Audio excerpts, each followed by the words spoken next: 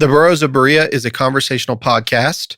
We study the Bible and we talk about it. Not all of us are of the same faith, and one of us doesn't actually have a faith. And that's wonderful. We all love one another, and we're going to continue to talk about these things. The things we believe in and the things we believe about what we read in the Bible. Not all of these are necessarily true. Some of it is opinion and speculation. Thank you for listening and speculating with us. There you go. That was good. Yes. You are listening to the Burrows of Berea. Well, welcome back to the Burrows of Berea. I'm Rick Welch, and to my left is Sarita, the Edge Edgerton. Dun, dun, dun, dun, dun. Here I am. Hey, y'all. I thought you were going to do the position is title thing again. Yeah, to my left is Sarita Eye Candy. Yeah. It doesn't matter. We just rotate the seats, and whoever's in whatever seat just gets that title. That's Like a right. Snickers, I'll make you laugh. Oh, you should have said like a Snicker, I'll satisfy you. No, I am not Billy Eye Candy Kelsey. Careful That's now, more careful his now. thing. Behind the glass, Rocket Man, Andy Bishop. Yes, I am. Yes, you are. And to my right, I don't have any songs ready. It's so me. No, I'm just kidding. Cherry, the Annihilator Lewis. She's our cherry pie. Oh, Cold God. drink of water, such a sweet sip. I hated that song. I Was know, that I knew you Warrant? did. Yeah, That was Warrant. I pulled out some Warrant from the day. You're in good company because Warren also hated that song. They surely did. That is not the song they wanted to be number one for them. So. No, they were making fun of songs in the studio. Oh, I didn't know that. It was a joke about songs like that. Oh. And the label was like, "We'll love it. There's your single." And they were like, "No." Man. Well, so we don't have Billy, we don't have Ralph, we don't have Josh, we don't have Rick. And I guess you heard on the last episode when we were here that Sarita announced that Josh Sexton is now a full-time member. And through much pain and agony and tears when I asked him if he wanted to be that, and, he was very unsure. Well, he's got it to. I mean, if you listen to his testimony, you know that he has obligations and things going on, and I love him. I'm super excited about him being here. But just seems like a thing you'd have to spend a minute on. Yeah, and I'm not sure if you're aware of this or not, but due to his condition, he was unable to continue pastoring, and so he's no longer the pastor of the church. And, but family first for him, and that's what he's going to do. So I commend him on that. We still haven't gotten back to the Hebrews study, and which is very disappointing. We started that in January, and here we are in June. We've only done 5 episodes. It's okay. They don't add another chapter until August. Yeah. That's true. When we get done with the full study, you can always put it all together. Maybe I'll package it up on Patreon all together for you, so that you can listen to it in a row. We'll be 482 years old. I know. So, do you know what you call an elephant that doesn't really matter? Oh. Mike Pence. Ooh. Wow. You think he's a turncoat, don't you? Nah, I just don't think he No. matters. Just Would you kidding. say I'm just kidding. Would you say that he's made himself irrelevant? Also, yes. Yes, absolutely true. Also, yes. I have a joke. Let's hear it. Where do cousins come from? I don't know. Ant holes. Good Lord.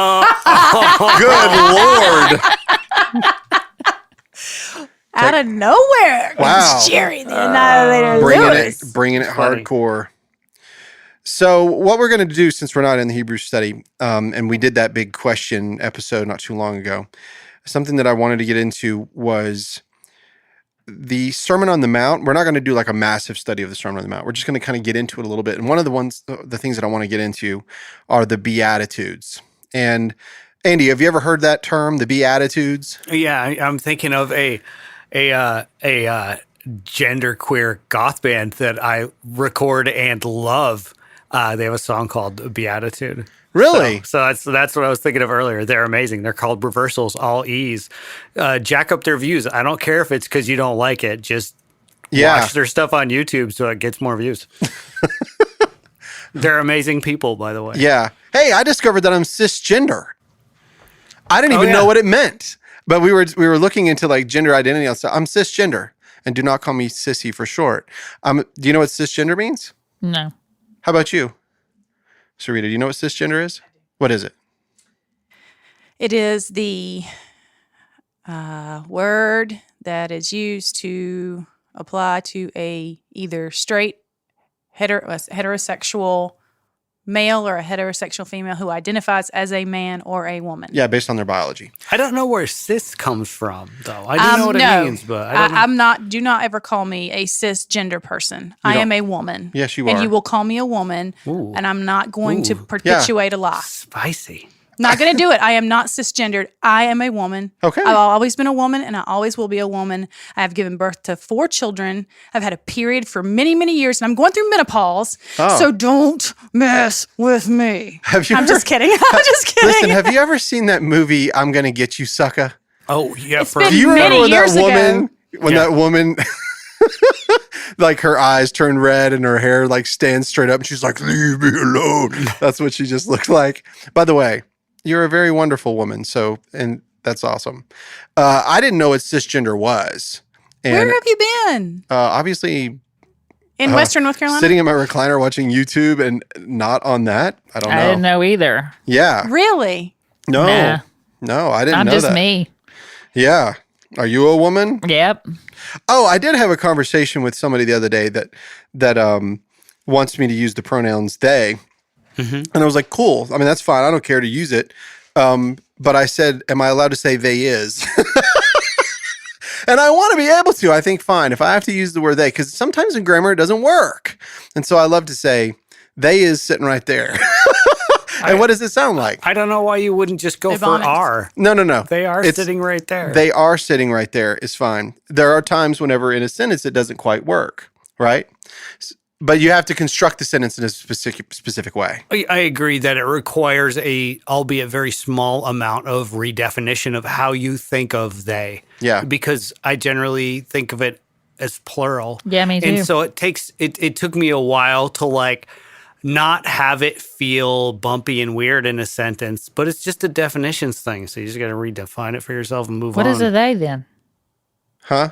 What do they want to be a they? What's I'm lost. It's just that it's something that you don't know about this either. Passionately as Sarita wants to be called a woman, some people feel awkward because they feel like the definitions don't fit them. I think I have a lot of thoughts on why that is. I mean, obviously there's more than one reason, but I don't know. Yeah, if you've ever It's done just- like a it's just- Zoom call or something, you'll see like, oh, they'll have like he, him, or she, her. Or whatever. Yeah, You'll but- see that, right? Yeah, but I just don't get where the they falls in there. So some people they're not really sure, and so they want to use the term they, and then it they's doesn't matter. just the one that kind of there was a lot of like gender neutral pronouns bandied about. Z was one. I can't remember a bunch of the others, and they just kind of was the option that stuck because it's a word that's already I think so commonly in use that people didn't have to like remember a new vowel and consonant sound. I think it's that simple. So they is just the one that won that. So in like okay, so just in kind of like what he said, let's construct a sentence. I would say she was standing right there. They were standing right there. I go where you go. When I see then I would think there was more than one person standing there. Right. And that's Yeah. again, that's like that to me, and I don't mind like, Yeah, whatever. my only problem with people that want like new and interesting pronouns is when I forget them, I feel like an old man, and that drives me nuts. Yeah. I don't care about the word. It's just when I miss it, I feel like a dunce. Yeah. And I don't like that. Yeah.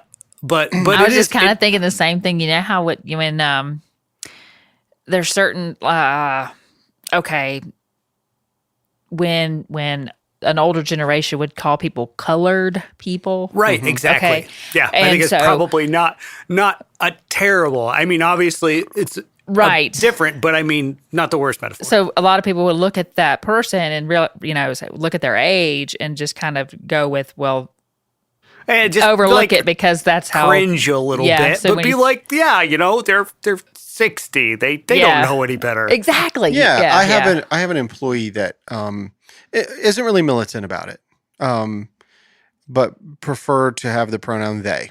They prefer it, and so I've never met a person that wanted to be called they that was militant about it. yeah, They would much prefer somehow that they could have that and also completely not be noticed. Usually is the underlying thing. which is difficult to do because now right, I'm it's trying to difficult. educate. Now, so I could be like this. I could say, no, sorry, that's not how we do it here. This is where my place is. If you don't like it, you can go. But that's not the kind of person that I am.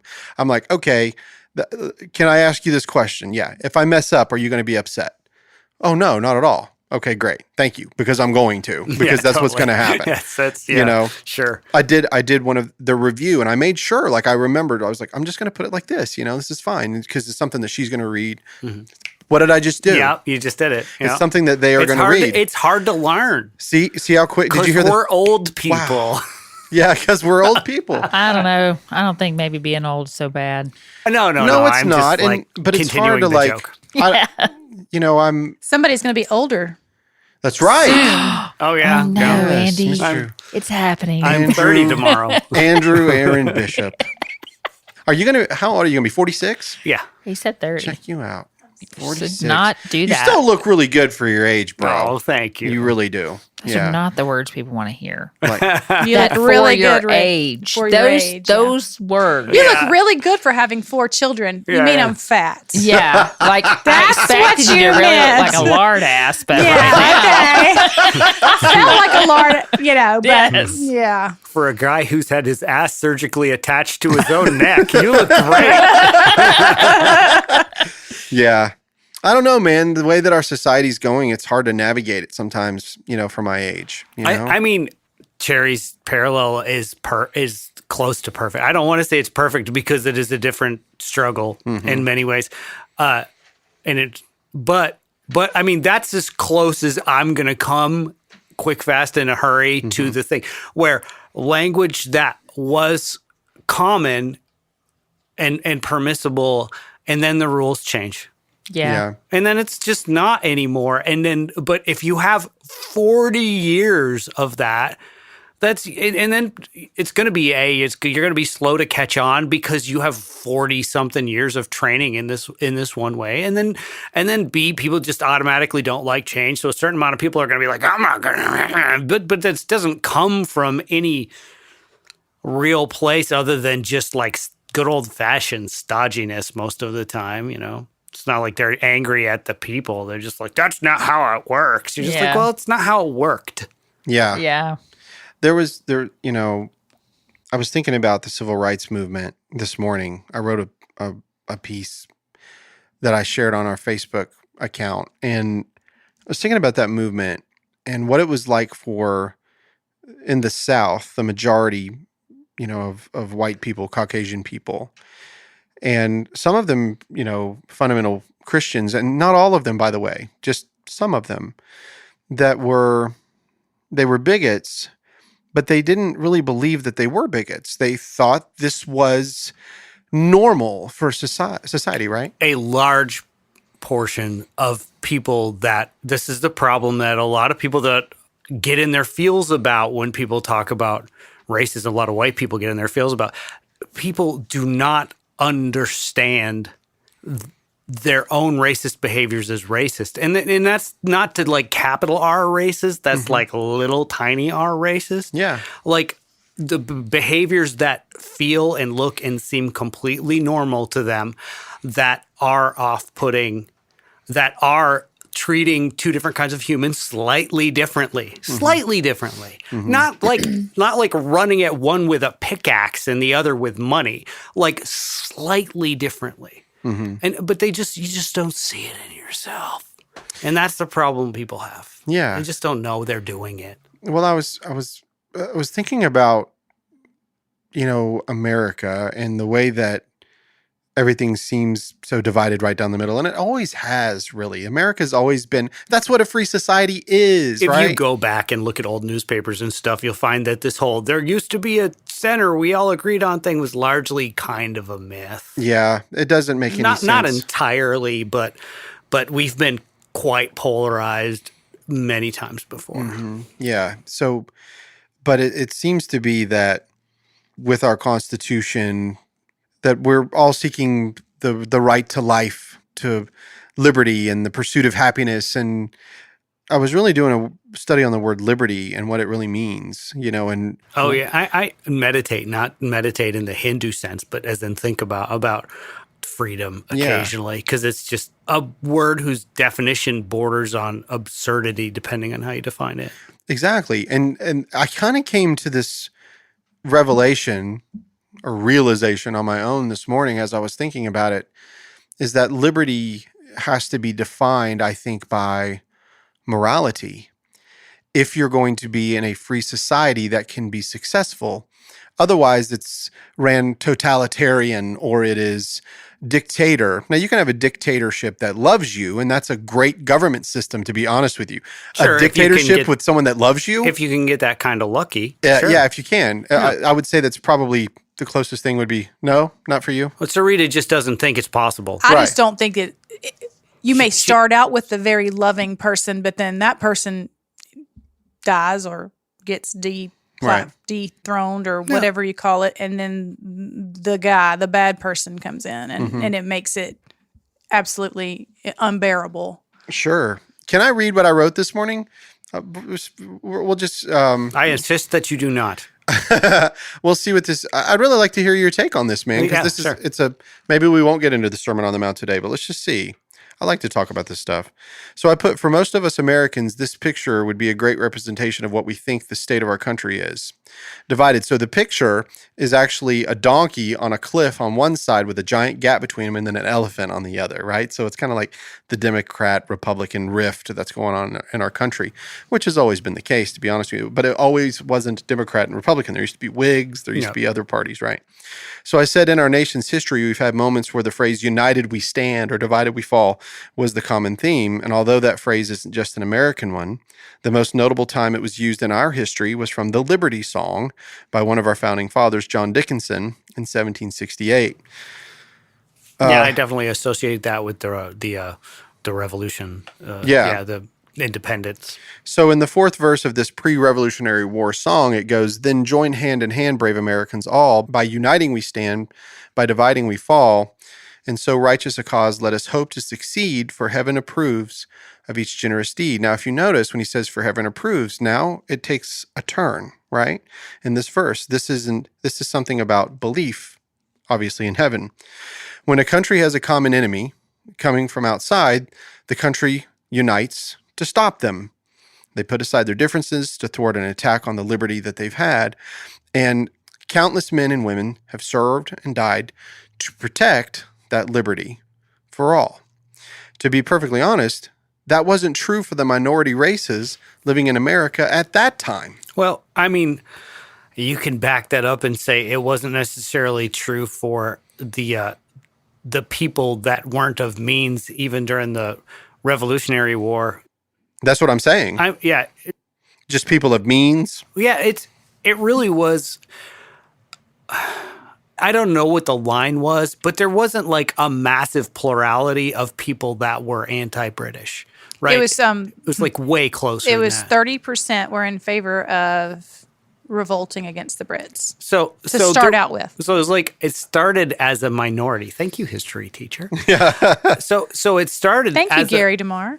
As a minority, and the people who wanted it were the people that would gain the most from it, just because that's how it works. I'm not trying to be cynical. It always sounds cynical when you say shit like that, but that's just how it works. Some people stood to gain a lot, to have life-changing wealth inherited from a massive change of power like that, and a lot of people stood to have no life change. The war machine has always been, whatever civilization that you are in, the war machine was the money maker. Absolutely. You had to have food, you had to have bullets or swords or arrows or bows or whatever, and if you were the person who could make those and make those really well, you earned a lot of money. Mm-hmm. So it becomes, and I think what he's maybe trying to say is elite versus those who aren't elite. That is stands what I'm trying to say. make although a better deal out of this. It's not to say elite versus the non-elite, because that makes it sound like a war on the poor when they're just not factored into it. No. Right? It's not a Except as cannon fodder. except as a means to an end. But it's not anti-poor. It's just they're concerned with themselves, and that's it. You know. Yeah. Sorry. So no, in the it's- middle of what you were saying. No, it's fine. What I was saying was that it wasn't true for the minority races living in America at that time. Yeah. This did not affect them. I mean, it affected them, but it wasn't something that they had any control over whatsoever. And there would still remain an oppression of a different type that would continue from that point on. And yet, when we're a divided country and are unable to come to an agreement, this is obviously internal, it can descend us into a chaotic civil war, which we've seen. And each side is, well, we haven't seen, but our history has. Each side is fighting for their own idea of liberty. So if you think about the South, they believed that their freedom was that they could do and run their economy however they saw fit, which was different from what the Union would say how they should run their economy. I'm not talking about just the slave trade, but obviously the slave trade had something to do with it. Sure. So from that point on, what I'm seeing is like the redefinition of the word liberty as time goes on. Because what is liberty to somebody in the 1800s is not necessarily liberty to me today. It's kind of the same. I don't even know what it means. So let's see general. if we can get into it.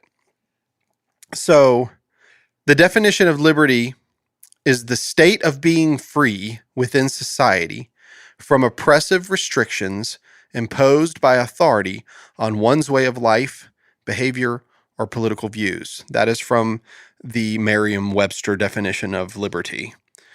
Those in an authoritative role voted in that role by people are subject to the same laws we ourselves are governed by. Each take an oath to protect and preserve the Constitution of the United States of America. So the Civil Rights Movement redefined liberty for all Americans. There were laws built into our state and local governments that actually restricted the liberties of others. For example, a small black girl could not go into a white woman's restroom. Isn't the girl that was the first black girl in a white grade school, isn't she still alive? Yes. She's still alive. Yeah, that wasn't long That's ago. how close we are. Anyway, sorry, random thought. But that's a great point. Obviously, we have people living that who endured this, right?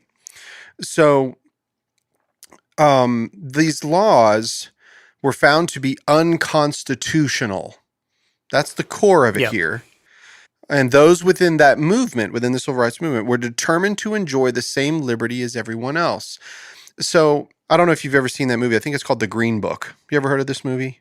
I've heard of it. I've not So seen The it. Green Book is about this book that was made by African Americans whenever they Oh, traveled. the travel book. I did see that one. Yeah, it's a travel book. So Yeah, whenever yeah, they yeah. would travel across the United States, there were people that they just wouldn't let you stay in a hotel. They wouldn't, Right. or So it was a book of like bars and hotels that were safe. gas stations, if you things were like black that. and traveling, where you wouldn't like get It was a lynched. travel guide. Like, so you could say, it is 175 miles from this point to this point. You can get fuel at this location, and then you can stay at this location. Because the world at that time, their liberties were restricted. They couldn't just go anywhere. Okay. So Yeah, you couldn't just buy gas anywhere. no, they wouldn't serve you just because of the color of your skin. Didn't matter that they weren't making any money selling it. They just would not serve you. And so their liberties were completely restricted. We don't live in that world today, right? Our society has changed. So that's why I say here that they'd called on the Constitution. That's what Martin Luther King and a lot of these other civil rights movements, they called on that, the Constitution, to say, we have those same unalienable rights as everyone else does. Despite the color of our skin, we have that. And they redefined what liberty was. And this is where it really kind of the rubber meets the road. In most cases, the leaders in their time called upon the great moral judge to assist in their definition of what liberty was. Think of Lincoln. Think of the founding fathers. They used an outside moral judge, the creator. They would use the words creator, right? So Throughout the historical accounts of the major movements in America, some, but not all, sought God for the answer. Some would call on God to restrict the rights of others due to tradition and their beliefs. Do you understand that? There are people in the South that are saying, God, please don't let this happen. I don't want my little white daughter being in a school with a little black boy. That's what they're thinking in their mind. I don't want them to have to come to my church. I don't want them to have the rights. I've got my world. You've got your world. This is my belief. This is my liberty. But yet, in the public domain, Right. things change, don't they? Yeah. So what is the definition of liberty? So for them, their liberty is being restricted. But for the African American, it's a totally different world. I've said this recently in here, but in life, it is amazing how many things just get reduced to definitions. I know. It is just constantly, the problem is, how do you define liberty? How do you define liberty? Because to some people, liberty means complete anarchy. I can do whatever I want. And, at the cost of my own health, at the cost of others' health, to some people, it goes that far. Yeah, and I'm actually going to get into that here in just a second. But but then there's the Merriam-Webster definition of liberty, which is a little more tenable, I would say. Yeah. So it's just, You have this, well, we actually have the second definition of liberty coming up. So you have over here, you've got this group that says, okay, I don't want to have interracial relations. I don't want to have, desegregated schools. God, help us. Then I have the other side, Martin Luther King and all of these other ministers that are walking down the streets and they're like, God, help us. We don't want to be treated differently. We want to have the same liberties as everyone else does. Why is it that I can't stop and sleep in this hotel? Why do I have to drive another 78 miles before they can serve me? I have to, I'm going to end up sleeping in my car. I believe that the Constitution had to be objectively reinterpreted in order to grant rights for people of all colors in the United States of America, because I do believe when it was written, it was not, people of minorities were not thought of. They were not. They were not thought of. That's not what the Constitution was about. It needed to be, it had to be, it was imperative, absolutely essential that it needed to be reread in a different way and redefined, because that was the only way we were going to move forward. I disagree. That's Even not about what they were minorities? thinking of when they wrote it. Only because there were a couple, Thomas Jefferson being one of them. I know he has a bad reputation. There's some cool finish. founding fathers. Okay. Yes. He said the original text, which was written between Monroe, Madison, Jefferson, they wanted to put life, liberty, and property. That was the original text. If you go back and look at the first draft. Yep. But because some people in our country thought of minorities as property, they didn't want to put that in our Constitution because of the way it can be interpreted. So they then went back with Benjamin Franklin's help and they put in pursuit of happiness instead of property, and changed the Constitution so that it would not seem to be even though many of them were slave owners at the time, some of them inherited it, some of them when they died, they freed them, whatever. But that they did not want it codified into our United States Constitution, that having slaves was an actual thing. And I know that we are dealing with, we're talking about slavery here.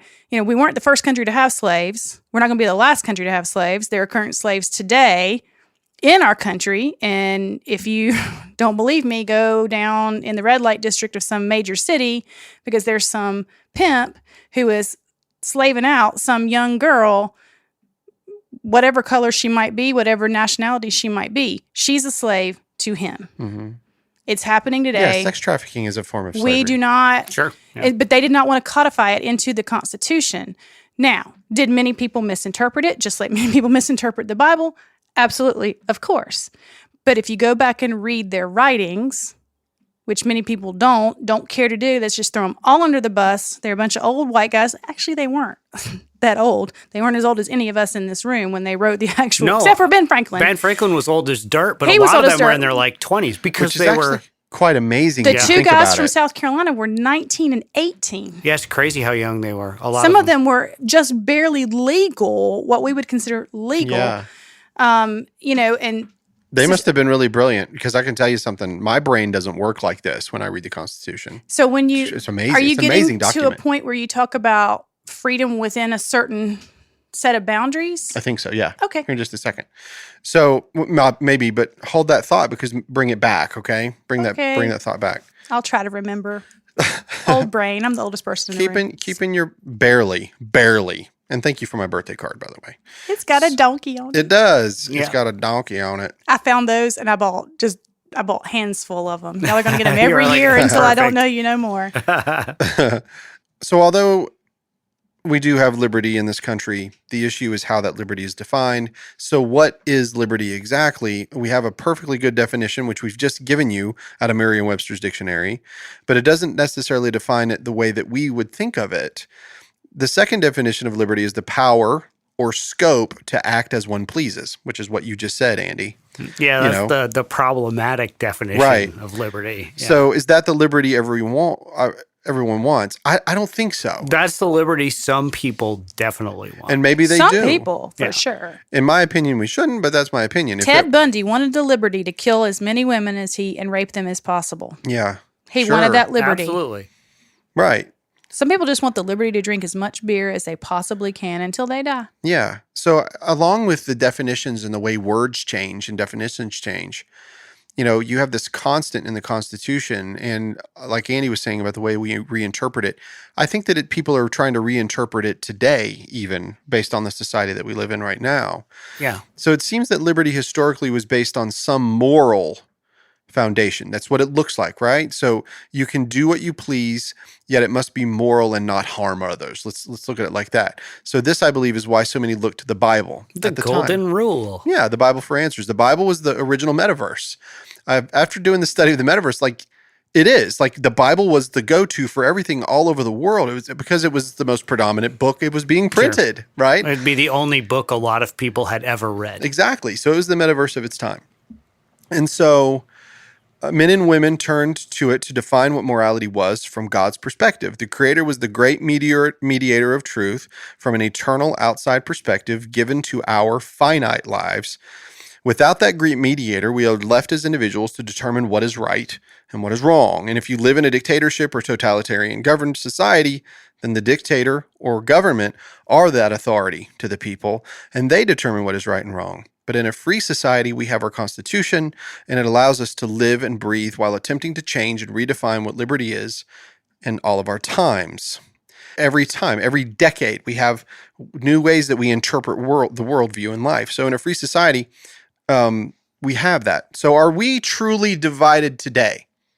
That was my question. Are we truly divided today? It looks like it, but I don't think it's as divided as we really think. I really don't. And the media may incite the idea. Now, Well, that's big. That's the truth. And that's on Yeah, both sure. sides, right? Absolutely. I mean, the internet has made that so much worse. It has. Have you ever seen a headline in an article and clicked through the article to literally have the article contradict the headline? Yes. That is a real I've had thing. a clickbait and read the article, and it was nothing even that matched the title. I've full on read articles that contradict their own headlines because, oh my God. And then, people share, they don't read, or just whatever gives them a little shot of adrenaline, makes them shake their fist. That's what probably, God, it's just, the internet is built to make that worse. Yeah. I'll say this. Rick Carter shared one of my posts, and I sent him a text, and I was like, did you read it? And he was like, no. And I was like, the next time I put one out, I'm going to put Rick Carter has a vagina. Go ahead and share it. See what you do. Read it before you share it. We had a good laugh over that. All right. So obviously, I'm not deaf and blind. I see and hear the rhetoric being thrown around. It's not unusual in a free society. It's not. However, the fear-mongering and limitations put on the people in recent years caused by COVID, or even the thoughts of war or whatever it might be, the way that they were handled definitely has created an ideological rift that made us all choose sides a little bit more intently. I can say that truthfully for my life. In my 48-year life, during the COVID times and after, with the anti-vaxxers and vaxxers and all that stuff and the way things went, boy, it really did polarize, because we were We were told we couldn't go to work. We couldn't leave our homes. We had all kinds of things going on. And there were some people that fought on the side of science and some people that fought on the side of freedom and liberty versus, and then you were whatever. I mean, it definitely divided us in that regard. It made it more intent. So there can be and will be at times in every society an abuse of power, and that is a fact. So if someone attempts to take away our Constitution and internally threatens our republic, do we have the power as American citizens to unite anymore? Do we even know how to do that? I mean, yeah, if the threat was correct. It'd have to be like wild, though. Yeah. But we are a republic, correct? Yeah. Exactly. Yes, we're a republic. So here's the definition of republic. Drives me crazy when people say, it's a threat to our democracy. Well, great, because we're not one. We're not a democracy. We're a republic. So a republic is a supreme power held by the people and their elected representatives, and which, as an elected or nominated president, rather than a monarch. So you do have power as an American citizen to protect and maintain your liberty. But be careful, though, because your definition of liberty could make slaves of others. So as for me and my house, we will serve the Lord. That's what's going on in my house. I believe he sent his son for everyone. I'm told to love others and even my enemies. And at the core of this teaching is the very God who, I believe, granted certain truths to be self-evident, that all men are created equal, that they are endowed by their Creator with certain unalienable rights, that among these are life, liberty, and the pursuit of happiness. So even within the body of our Declaration of Independence, our founding fathers recognized the Creator and what he endowed upon mankind. That is a fact. Does this mean that an atheist who doesn't believe in a creator does not have those same rights? No. What are you trying to say, Rick? Quite the opposite in America. You enjoy the same rights as I do. So, however, the moment they threaten the foundational principles of the republic and attempt to remove the creator from those documents, then where do we find the moral compass and liberty? Again, the argument is outside. Even the founding fathers, and some of them weren't believers, by the way, saw the uniqueness of the outside perspective of a great moral compass, the creator. So how do you find the moral compass today? I just think it's easier to put up something outside of humanity that people can't argue with. I just think it's an easier way to end the conversation. Mm-hmm. So I think it's practical. I think it's a way to keep from descending into absolute madness. I mean, How are sure. you going to do that if you don't have even arguments between people today? Psychologists, they use they're mediators, right? A counselor, somebody who will sit inside and try to listen to both sides and try to come to some common ground. There's always something there. But what if that something there is unseen and you don't know? So what do you do with that? See, I think that's why it's there, because how do you have a moral compass without it?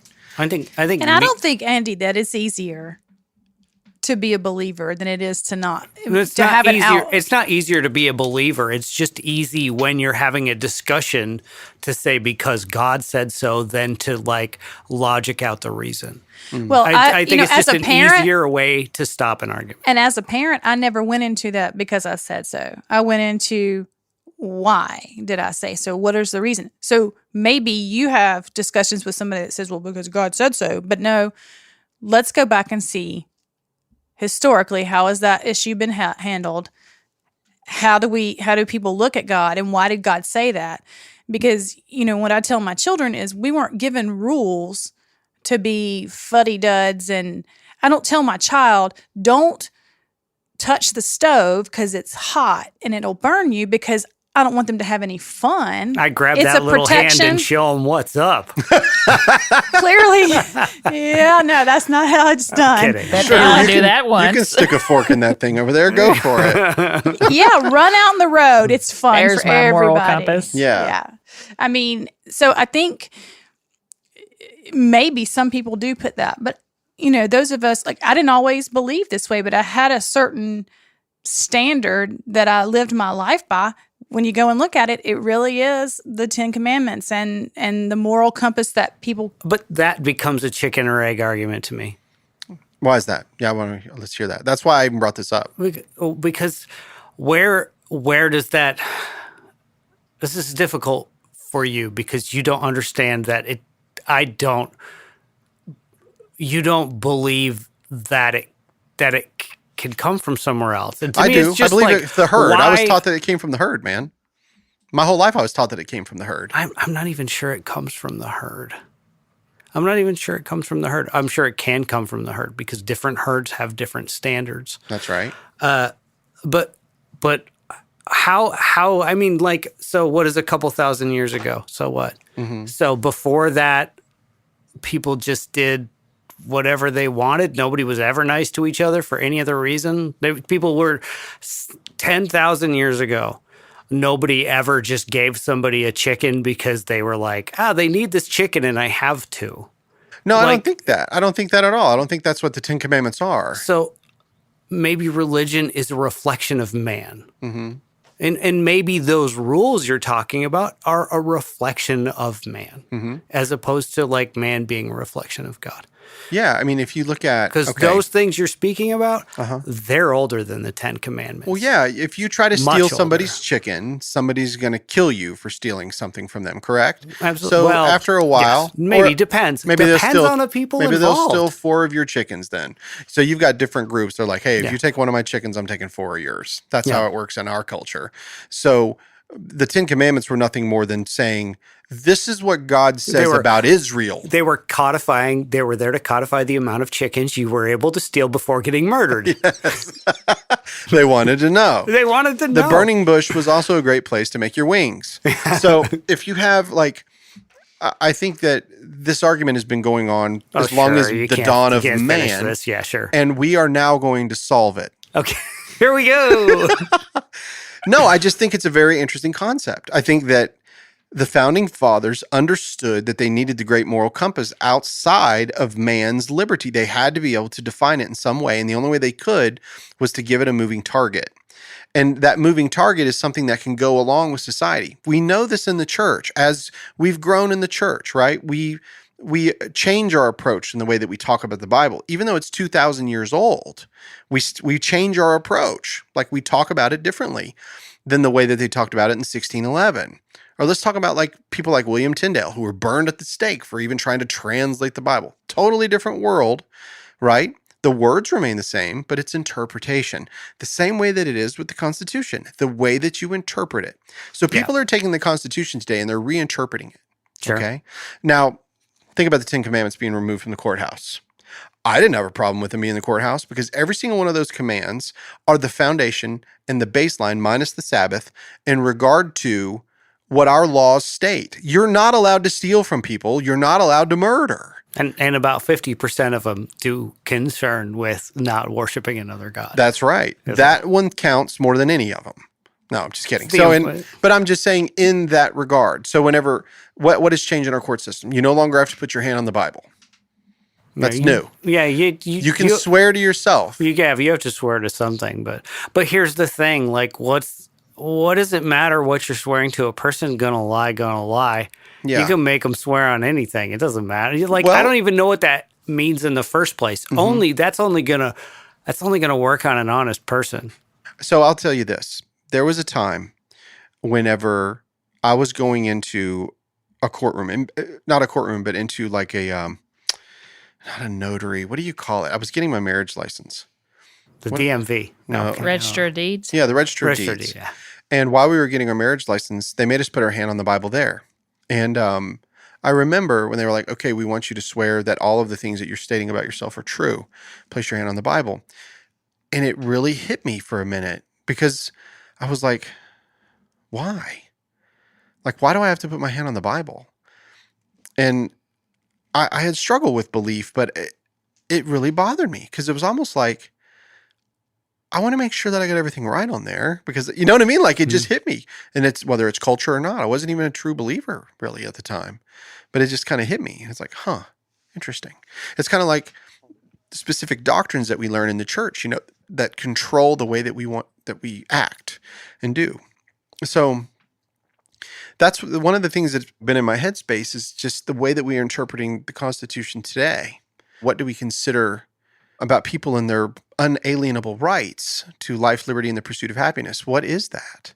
What is the pursuit of happiness? Does it mean that a person who who is a male who identifies as a woman is not a believer in God and wants to be able to be called what they want and to be able to have a relationship that they want, do they have the right as an American citizen to do that? And the answer is yes. They are American citizens. Well, I mean, they don't have to be a believer in the creator from that document. they can't make you. They can't, nor should they. And I don't know that most of them would say they can't make you. Can't make you what? They can't make you call them a particular pronoun. No, that's well. I'm not even know. talking about calling somebody. So let's talk about same-sex marriage. It was not allowed Yeah. in our country. But if you have two gay men that are not believers, that are out in the world, that just want to share and have a relationship, should they have the same rights as a male and a female? The argument, we can get into it. We can get into the argument all you want. I'm not sure what the argument against is. I guess Well, it's just a strictly biblical argument. That's, well, from the Bible's perspective, depending on how you interpret the Bible, it's wrong. It doesn't build culture. It doesn't do anything but what does that matter in today's society exactly? You see why we wrestle with these things? Because for me, it's like, okay, I want to do what God says, but I also don't think that I have the right to just push what I believe on everybody else. I can tell them in a loving way what I believe, but making them follow my law. Right. Remember in Right. our earliest episodes that it used to piss me off that you couldn't buy beer until after 1 o'clock on a Sunday? Yeah. Do you remember those days? I didn't know they were gone. Oh, they are. Well, not everywhere. There's some still places So listen, that are I higher. know. so listen, I went to school on the border of North and South Carolina. Okay. So I lived in South Carolina, and you couldn't buy on Sundays at all, but you could buy up till 2 a.m. Okay, Okay. On every day, Saturday- even on- Saturday night, you could stay at the bar till 2 a.m. That's into Sunday. Yeah. In North Carolina, that bar had to be closed at midnight. And this is in Charlotte, on Okay. Saturday. but I could go in the morning at 11 o'clock or 1 o'clock or whatever. And Charlotte was maybe a little bit ahead of everybody else, and buy alcohol from 1 till the next midnight, Oh. which was the most bizarre thing because I'm like, So what they're doing is they're just the people that can't plan ahead, they're punishing. yeah, for real. They're just punishing anybody that can't plan 7 hours ahead. Yeah. I mean, so That would mean that you've obviously had too much to drink if you can't plan ahead. is that Fair infringing enough. upon the right to life, liberty, and the pursuit of happiness for someone else? That's a difficult question because your actions don't just affect yourself. Uh-huh. Yeah, your actions don't necessarily just affect yourself. But if a law tells me, I'm sorry, you can't have alcohol. Now, I do know this, like for instance, Ingalls up here in Western North Carolina, you can't buy alcohol until after 9 a.m., but that's just a company policy. I Did didn't you know know that? that. I've I never didn't know tried that to either. buy it before 9 No, o'clock and the in only reason I morning. found out is because there was a man that came up and he had like a big case and he was getting ready to buy something. And she was like, I'm sorry, you can't buy that until after 9. He was like, well, I have to be somewhere by 9 and I'm buying it now. Can I go ahead and get it? And she was like, no, it's after 9. He was like, why? You have it for sale right here and there's no sign that tells me that I can't.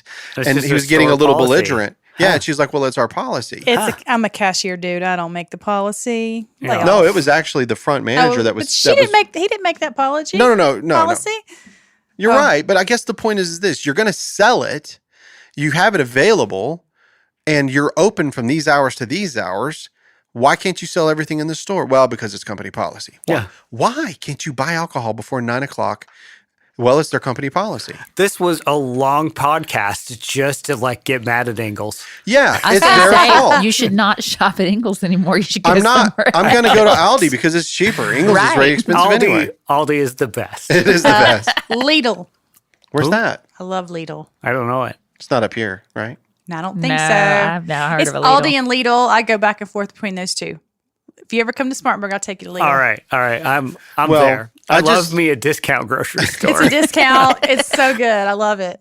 I only shop at Ingles because it's close to my job and close to home. And I don't Right. like to drive all the way out to other places. But and I went into an Aldi one time and I looked at it and I was like, I don't know. It's kind of questionable, some of the stuff that I was No, looking No, at. that's a No. good grocery. No, it's- It's That's- great. No, it was That's an good Aldi. grocery. But No, yeah, it I've has been a in a funky go. smell. I went in a go and I was like, that's not how you mop a floor. You've been that's not That's why it smelled funny. you've been trained to doubt store brands. If you like this Aldi store brand mandarin oranges versus like the Dole mandarin oranges you get in a cup, they're like twice as good. Like that's a specific example I have in my mind because Yeah. I bought Mandarin oranges from And half the Ingles? price. Yeah, from Ingles, and they were like not store brand. They were like Dole. And I was like, this is trash. I can never eat these Mandarin oranges again. Bring me back to Aldi. Yeah. And it's not like that with everything, but you can, we've diverged wildly. I love so it. there's reports like But you have freedom to shop there.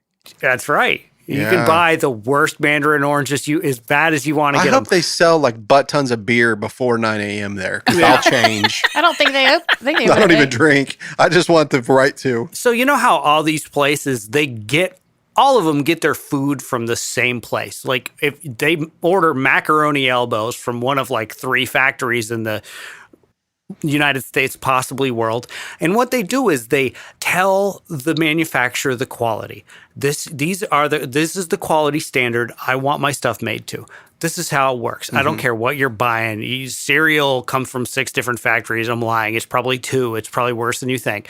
And you call up that and you say, I want to make a cereal. Here's how I want you to make it. Yeah. Aldi consistently, if you talk to people that work at these places, Aldi consistently has their stuff manufactured, their foods manufactured to higher qualities than like even national brands. Wow. Yeah, absolutely true. So the founders of Lidl, Aldi, and Trader Joe's were all relatives. I'm not sure. I think 2 of them Were were they brothers, relatives? and one of them was a cousin. It's a lot of German. There's a lot of German stuff. in there. Aldi bought Trader Joe's. I thought they were originated by the same people, but they were bought it. brothers. Yeah. Oh, they were brothers. No kidding. Those 2 were brothers. And Lidl too. And Lidl was a cousin or something like that. Cool. That is cool. And Lidl, all their buildings kind of have this weird They sort got a- of like a thing. triangle, and it's all glass. It's really pretty. Yeah, it is. This has been. I enjoyed this We just podcast. I like to be able to just wildly- sit and talk. Yeah, and the Burros of Berea is brought to you by Aldi Crash. Lidl. Yeah, and Lidl. I don't know Trader what Lidl is, Joe's. but now I do. And Trader Joe's. Well, this has been good, and I know that for the conservative I side, don't even remember where we were. Well, I We just- no, I was flew done, off into really. I grocery just- stores. I'm not a left leaning liberal. I'm really not, but I'm not an extreme or even. I don't know how to describe it. I guess I'm somewhat conservative, but in a lot of ways, it's like I understand the plight. I hear the words from these people, and I get it. The one thing you were talking about, Engel's policy about beer. Yeah, And I think a problem that we have with freedom in this country is we confuse Engel's policy with beer with national law about beer. right. Right? That is not Engel's not selling beer at a certain time is not an infringement on your rights. No, That's not not. how rights work. It's only the government can infringe on your rights. Everybody else is just doing whatever they want within Yes. their own rights. So that gets lost sometimes. Yes, 'cause- it's the Constitution was made to hold back the government, Right. not the people, Not the people. or the The corporations people- or anybody else. It was the government. It was meant to put in a box, Right. and we have allowed that box to get greatly, grandiosely large. states' rights girl over there. Yeah. Well, definitely. Even our just, state governments are way large. you prefer small government versus large government. Yeah. Well, they're more accountable to the people they govern. For instance, when the Constitution was written, it was one House of Representatives, which is the closest thing to the people, the House of Representatives, one representative for every 33,000 people. This is an excellent point, and I know where you're going. Now it's more like 1 to 475,000 or 570. It's right Even- around or some. way more It because could be more depending on where you are. people, representatives in California, each represent way more people because of the way, I don't know, it's graded on a curve. Not just senators, but representatives. It's Yeah. the representatives. The Yeah. senators, there's 2 from each state. But The density. So there is a constitutionally set maximum of representatives. So was 400, whatever it is now. We're at the 435. 435. That's the constitutionally mandated maximum. So when they hit that, they just stopped adding representatives. No matter how many people come into the country or how many people they Yeah. represent, they no longer listen to the people. So you go to your local county governments. Sometimes those don't, but they're much more likely to listen if 100 of you show up at a county council meeting versus if you show up at the House of Representatives, 100 of you. They're not going to hear you. They're going to be like, you're going to be arrested or you're going to be just ignored. Or 100 people to a federal representative is not that big a deal. No. Whenever Madison Cawthorn was over the 11th district, I met him before he was voted in, and I didn't vote for him, but he came to my shop and I met with him, and I didn't vote for the kid. I just thought he was too young and too braggadocious. But beyond that, he did his thing. He did his stint. He's gone, right? I never saw him the whole time that he was in. He was up on the upper echelons. He was on CNN. He was doing his thing on Fox News, and he was everywhere. But he wasn't anywhere near us, okay? So then he's ousted, and now we have Chuck Edwards, all right? And Chuck Edwards has been putting out these, like, I get emails from Chuck Edwards that says, hey, we're going to have a mobile unit that's going to be at such and such place where we can meet with you. And if you have any questions or any concerns or things you want to talk about, please come and meet us there. Some of these guys really try hard. I don't know Chuck Edwards very well, but some of them, despite the reality of the population, some of them do try quite hard. And so he's trying really hard. So I arrive and there's like 11 people there. Right. Well, and there's also that. Yeah. Yeah. So you got sometimes the people are just, they don't care. I'm a giant fan of Jeff Jackson. He's not ours, but I love that guy. Yeah. Where's he from? Charlotte area. I don't know. He's got like a channel. He's got like a TikTok that's really hot. I love him. He's like, he explains things like you wish representatives would explain things. Yeah. Like that's his superpower. He just treats you like another damned human. Yeah. That's a novel concept. No kidding. Yeah. A damned human? That's Yes. what I was thinking. He treats you like a damned human. I would take the one that's treating me like the not damned human. Well, they each their own, Cherry. Hey, man, it's his liberty. Right. Yeah. Okay. That was you fun. can have that I one if you enjoyed just want having it. that talk. Yeah, thanks for talking with me guys about Yeah, that. Beatitudes next time. Yeah. Dang it, I studied those. The Beatitudes. Well, listen, we're not going to go away from it. I was interested in that too. Yeah, we're not going to throw it in a trash bin. We'll get back. No, and just to be perfectly honest with you, it's a gender fluid band that Andy is. Oh no, that was the Reversals. Song. They might hate that I mentioned their name. I got to decide if I should beep that out or not. Okay, reversals. Yeah. They're look up the super awesome Reversals? people, and the music's they're really cool. If you like kind of like dark electronic goth stuff. You had me at dark. I love dark, like electronic there's music. Some cool songs. Kind of reminds me of the Matrix, like when the Matrix first begins. Oh, they could put a song in the Matrix. Yeah, I bet you. absolutely. I've never seen The Matrix. Oh, Really? man, I love that movie. You know what it is? It's a story about Jesus. You should watch Told it. in modern times. Yep. That's pretty wild. Yes, sir. Yep. And then both of them became women. It's a story act. Did you know that? Oh yeah. Both directors Yep. became women, and it's like the story from start to finish. Anyways, pretty wild. All right, Sarita, you're thinking it's a story about Jesus, but they became women? What? Yeah. She's so confused. Yeah, I'll explain it later. The Matrix stands up. I think it's pretty well. The original Matrix, Yeah, the first one. first one by itself is yeah. absolutely The amazing. sequels, Have you ever seen it? I don't want to talk Yeah. about it. It's amazing. Yeah. It really is. But yeah, I don't want to talk about it either. Especially the latest one that came out on HBO with Keanu Reeves. I want to like it so bad, but I've heard so many bad reviews. I just haven't seen it. I just couldn't do it. I kept thinking of, Bill and Ted's Excellent Adventure with that one. I don't know why. I was like, whoa, I just couldn't do it. Anyway, Andy, thanks. And Cherry, thanks for being here. Thanks, Rick. Absolutely. Thanks, y'all. All right. So this really wasn't a Bible study podcast today. We solved the Constitution. Hey, we solved the problem. Absolutely. We'll talk to you guys again next funny. time on the Burros of Berea. Peace out. See ya. We'll get back to the Bible, we swear. Bye. Hey guys, this is Rick from the Burros of Berea. Do you know how much blood, sweat, and tears it takes to make a podcast? None. But that doesn't mean that it doesn't cost a lot. And so if you guys don't mind, if anybody would like to give to help us with these episodes, it would be great. We'll put out even more content. And if you go to our Patreon page, just search for the Burros of Berea, you'll get extra notes, extra episodes, and it's pretty much free. $1 gets you a lot. Thanks, guys.